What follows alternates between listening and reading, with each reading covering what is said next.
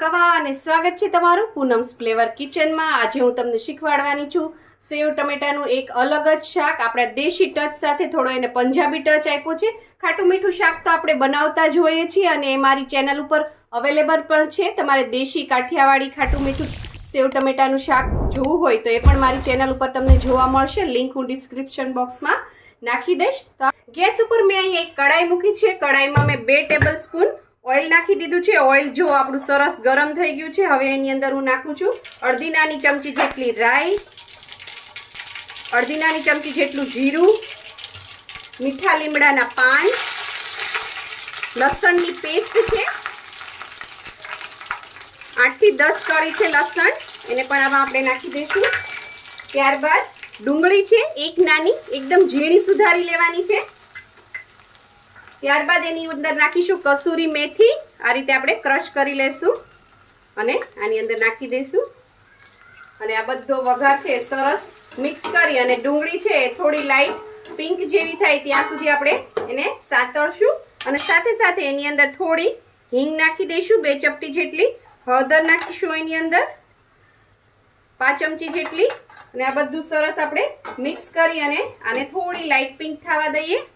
ડુંગળી અને લસણ થોડાક સતળાઈ જાય ત્યારબાદ આપણે એની અંદર ટમેટા નાખશું। મેં અહીંયા 3 ટમેટા લીધા હતા મીડિયમ સાઈઝના અને એને આ રીતે ટુકડા કરી લીધા છે। એને પણ મિક્સ કરી દઈશું અને સાથે સાથે થોડું મીઠું નાખશું, કારણ કે ટમેટાની અંદર જો તમે મીઠું નાખો તો એ જલ્દીથી ગળી જાય છે।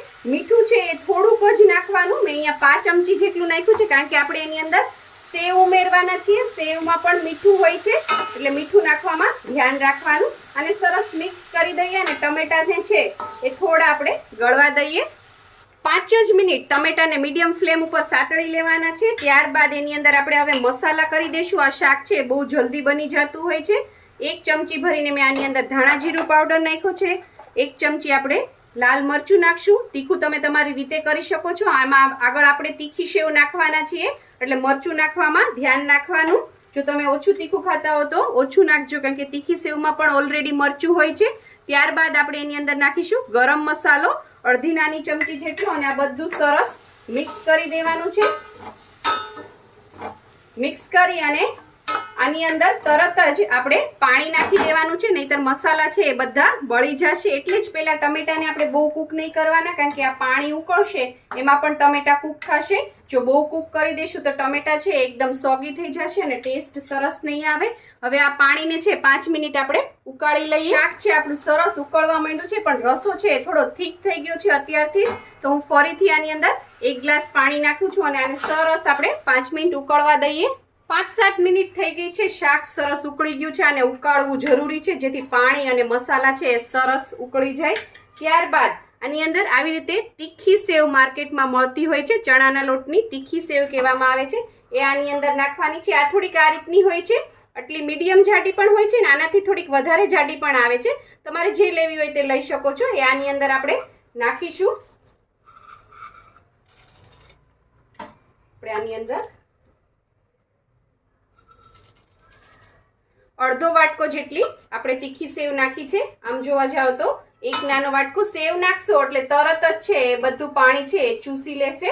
જો તમને થીક લચકા પડતું શાક પસંદ હોય તો પાણી નહીં એડ કરવાનું અને વધારે ગ્રેવી વાળું જોતું હોય તો જ્યારે આપણે પાણી નાખ્યું ત્યારે થોડું વધારે પાણી નાખી દેવાનું। હવે સાથે જ આની અંદર આપણે થોડી કોથમીર અંદર પણ નાખી દઈએ। જો કેવો સરસ લુક આવે છે। ઘણાને છે એક ગળું જે આપણું કાઠિયાવાડી શાક હોય છે ખાટું મીઠું થોડું ગળું લાગે એવું શાક નથી પસંદ હોતું, તો આ મેં તમને કીધું કે આ એકલું પંજાબી પણ નથી અને એકલું દેશી પણ નથી, દેશી અને પંજાબી મિક્સ છે એટલે જ આપણે આની અંદર લીમડો, રાઈ એવું બધું પણ નાખ્યું છે। આ અલગ જ ટેસ્ટ આપશે અને ખૂબ જ સરસ લાગશે। હવે આપણે આને 5 મિનિટ આની અંદર રહેવા દઈએ। સેવ નાખ્યા પછી 5 જ મિનિટ એને મીડિયમ ફ્લેમ ઉપર આ રીતે રહેવા દેવાનું છે અને તરત જ આપણે એને ગાર્નિશ કરી લેશું કોથમીરથી। થોડું આ રીતે છે એ રસરસતું રાખવાનું, કારણ કે હજી આ થોડું ગાંઠિયા સેવ ગાંઠિયા જે આપણે નાખ્યા છે એ તીખી સેવ છે એ થોડો હજી પાણી પીશે એટલે હજી થોડું થીક થશે, એટલે થોડું રસરસતું જ રાખવાનું।